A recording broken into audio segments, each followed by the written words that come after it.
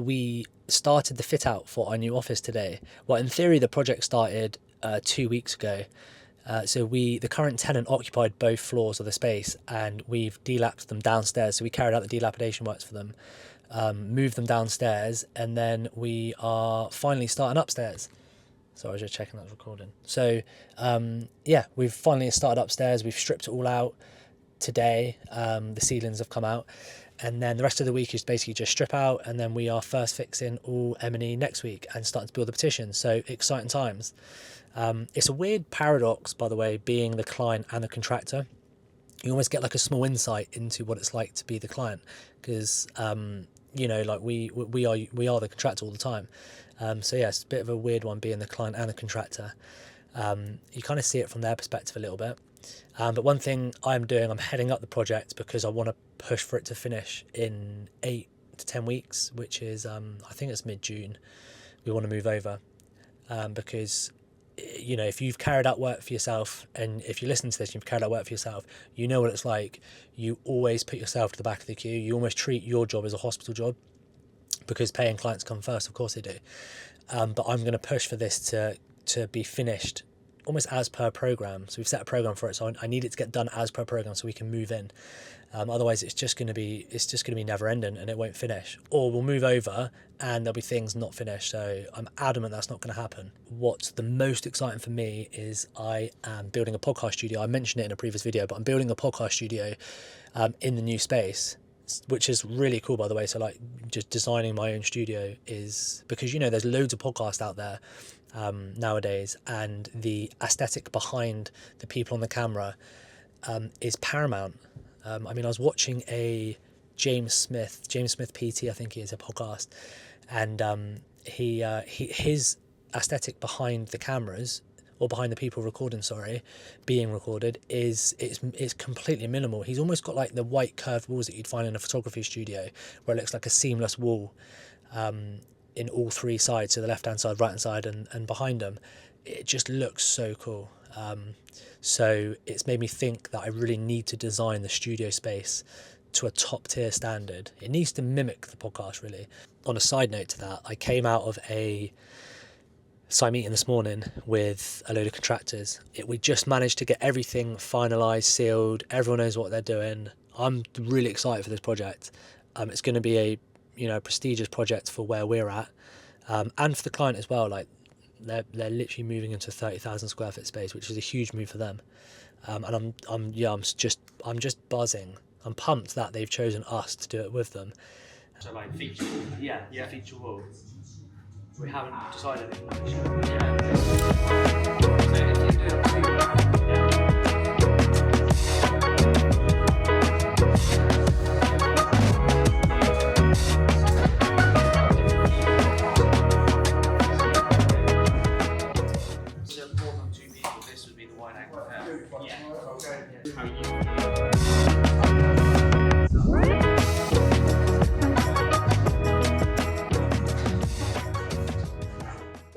Hello and welcome back to the vlog. So I am going up to London today actually to snag phase 1 of a project that we've just carried out for a client who actually came through the podcast. We'll go in a little bit more detail in a sec, but snagging's a funny one, isn't it? Because you go through all of the subcontractors' list of works, you create a snag list and you send it to them, and I always find that they take it personally, because I don't mean it personally at all.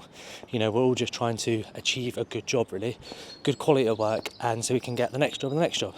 But I always find that they take it personally, subcontractors, and it's always a funny one when it's the decorator snags, because the majority of the time they are right when they say it's not them, but unfortunately a lot of the snags fall back onto them because people dink walls, and you just can't hide from that, and also you can't avoid it as well. That is inevitably always going to happen, especially just with the workflow, I suppose, on a building site. So yeah, up there today to snag the job and then hopefully start phase 2 in a couple of weeks' time. But yeah, the client I'm working for up there actually came through the podcast. It's a funny story, and it's developed into a lot more than just a client, actually. His name's Ollie, and he rang me a year ago, and I don't know how he got my number, actually. I need to find out. Anyway, he rang me and was like, I love your podcast. I love what you're doing, like, can we collaborate, can I get involved in the podcast? And his energy was just like infectious. So I was, absolutely mate, of course you can.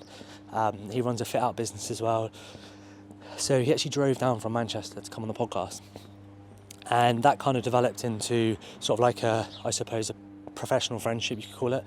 And then, I don't know, as time went on, we kind of figured out we had quite a lot in common, and he then became a client, and then just it's gone further, and now we are kind of like really good friends. And that's just the power of putting yourself out there and creating content, because not only has it achieved a paying client for us, which was ultimately the goal of the podcast, to put myself and us out there as a business and me as a personal brand, but also to achieve clients, which it did, number one, and also it's now achieved a really good mate inside and outside of work. And not only that, I kind of use them as a sounding board because they're a lot bigger company than us, and he's been running it for 10 years ish, and I can use it as a sounding board. Any problems that I have, I give him a call, like, hey, how would you deal with this, what would you do with this? So that really is just the power of content, like power of putting yourself out there. Our industry is very much relationship led, being in person, but the power of creating video content and putting it out there, you just never know what you can achieve with it and how far it can go.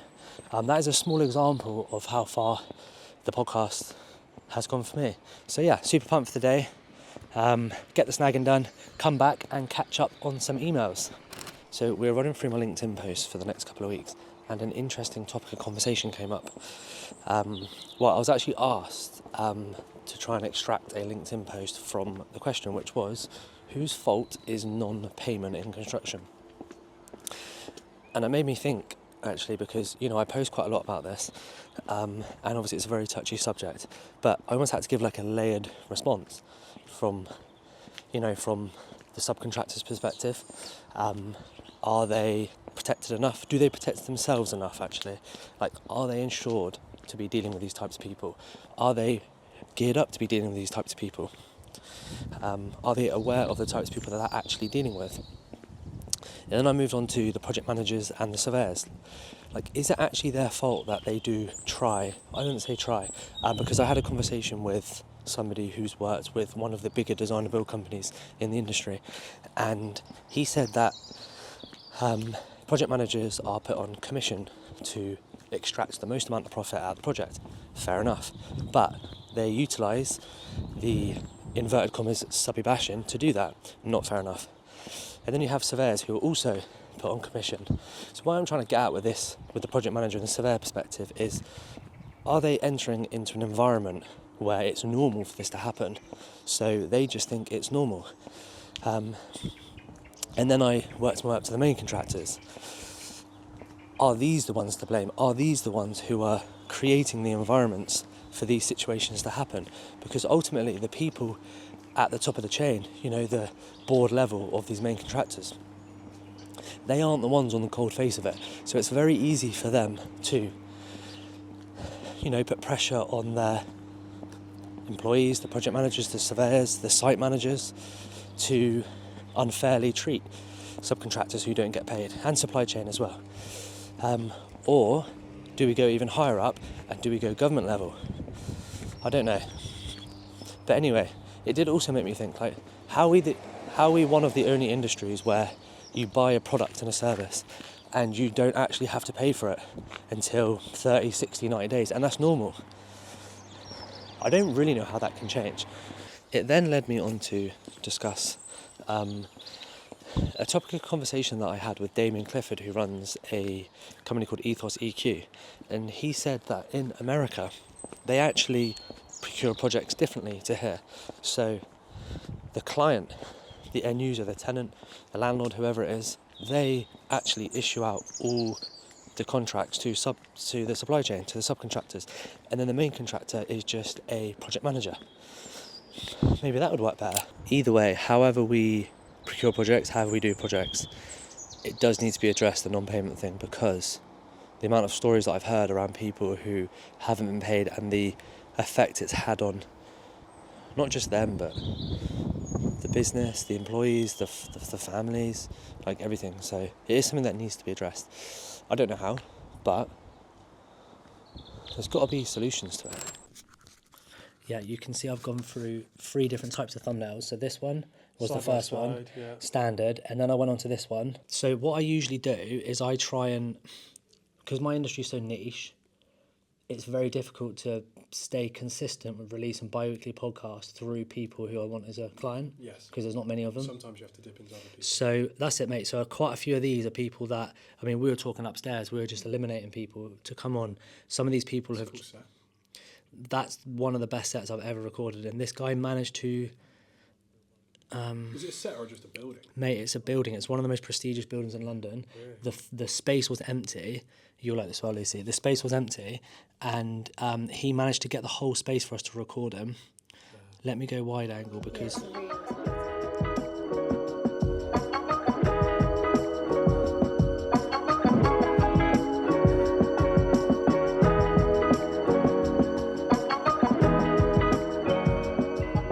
Because I went broader to start with, so I went for like business owners in my industry, and I thought it's too broad. Polluted, mate. It's so polluted. So if I go niche, I can pick up different pockets of audience, so like site managers, project managers, surveyors, and then I'm picking up different types of people. Just target them. So I've just come out of a meeting with someone I've known for a very long time in the podcast space. He actually used to be the managing director of a really, really big podcast, but he has now gone off and done his own thing in sort of like the podcast managing, content creation. Well, he's got his own business where he does podcast managing and content creation. But I've just come out the back of that meeting just with so many different ideas of how we can scale and grow the podcast, and also like little changes that we can make to like thumbnail designs, wording on the podcast descriptions and the podcast titles, like how we format the podcast, just things that you don't really think about until you can have someone who has more of like a detailed viewpoint on it, I suppose. So I've come out the back of that meeting feeling really, really positive. I really, really feel like there's such big plans for the podcast, but I feel like maybe with a nudge in the right direction, we can really, really grow it. It's just going to require a lot more time, which is fine, because of the ROI on the podcast for us is huge. Well, it has been huge up to date, so we just need to stay ahead of the curve and keep pushing with it. But yeah, it's really, really positive. Some great ideas coming out the back of it. We just need to implement it now, because that's what it's about. Like so many times I've fallen a pitfall of this as well, whereby you have a meeting with someone, they come up with a really good idea, you put a proposal forward, then you just leave it because you're too busy, you're doing X, Y, and Z. But with Lucy, who's working in-house working in-house for marketing, that's allowed me and her to differentiate what's actually important, like what do we need to spend time on, rather than what's just a waste of time, what's got a low ROI. And the podcast has got a huge ROI. So I'm actually going to use today's video to reflect on the week, because it's been an intense week. The fit-out industry is notoriously intense just because of the quick changes that tend to happen. It's so fluid. Projects are fluid, clients are fluid, everything's fluid, so you've got to be really adaptable. So anyway, this week's been really intense. And to kick it off, I had a no-show yesterday at the podcast. You can plan it as well as you want, an episode, but ultimately you're relying on the guest turning up. Well, I say turning up, he had a puncture in his tyre on the motorway, so it's completely not his fault. But anyway, we spent that time planning we spent that time making a plan for how we can grow the podcast going forward. So it was worthwhile exercise anyway. But other than that, on our new 30,000 square foot projects we started this week, we're actually ahead of schedule. I know we're only a week in, but I'll tell you why we're ahead of schedule, because everyone on site has been working collaboratively. And it may sound silly, but when you're on a big project and you have different trades and subcontractors on site, and they tend to be on price work, they can be selfish. They don't want to work together. Some of them do. I'm not suggesting they all do. But anyway, everyone's worked so collaboratively. It's a very tight schedule, so that's the only way we're going to be able to do this job. So that's another positive of the week. We've also had Lucy, who's completed her first 2 weeks in the marketing manager role. And firstly, I just want to say I absolutely love her passion for the role. just really getting her teeth stuck into loads of different things, because there's loads of different things that we do, so there's loads of things that she needs to cover.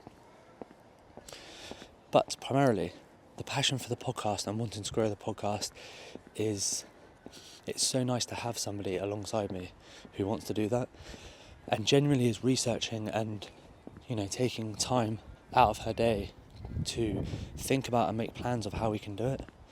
And then putting that aside, someone who also has a big passion and drive to elevate our brand and keep us consistent. So that's been a really, really positive first 2 weeks. I'm really, really happy about it. But other than that, like I mentioned earlier, everything else has been very much a adaptability week. We've had a few smaller issues on other jobs, nothing that we can't get over, but things that need to be addressed. And then next week, we have got a couple of different projects starting, which is brilliant. So I'm going to be kicking them off next Monday. A couple of smaller jobs, actually. But yeah, I just want to go back to the adaptability thing in the industry. I really do think that's what makes people stand out in our industry, like being adaptable on projects, because there are so many fit-out contractors who are more rigid with projects and they're not flexible and fluid, and it's such a big skill set to have, to be adaptable, because things change so quickly, and if you don't change with them, the projects do not get over the line. And if they do get over the line, it's always over budget, or there's always something that goes wrong along the way.